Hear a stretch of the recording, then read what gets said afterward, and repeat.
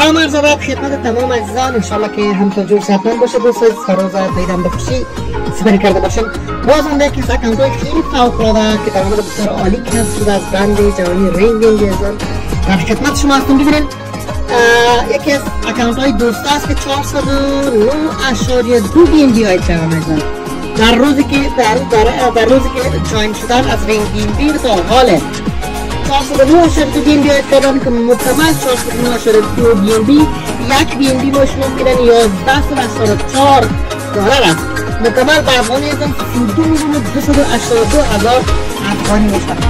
واقعا فوق العاده است. درآمدها در بند جهانی رینگ BNB بعد از کدام اول فوق العاده است. شما ببینید ازم لیبل بگنر 0.1، لیبل اینفلوئنسر 0.03، لیبل اکشیور 0.04، لیبل امباسادور 0.1، پایینی 0.6، منتور 1. از منتور با بعد اصل درآمد شما میشه در برند جهانی رینگ BNB. اصل موفقیت در اصل لیبل منتور است. یعنی کسی که میگه از موفقیت نتیجه فکر مثبت، هدف واضح و عمل مدام است. کسی که مدام با سوی هدفهایش میره به سوی رشد میره 100% به موفقیت میرسند. یعنی شما ببینید در لیبل اول درآمد خیلی کم است. درست خیلی توصیه که وقتی که از لیبل اول شروع میکنن و این فکر هستن که ما در لیبل اول میلیونر میشیم. نه خیر عزیزان، شما در لیبل اول درآمد بسیار کم دارید.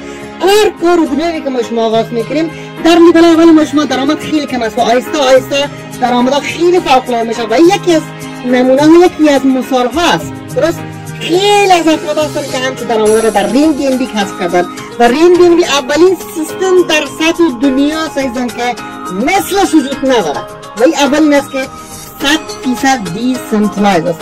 دیگه امیدوار هستم شما پرکتیک عزیزان شما از به لیبل های بالا بخیر برسید و همچون درآمد را بخیر کسب کنید.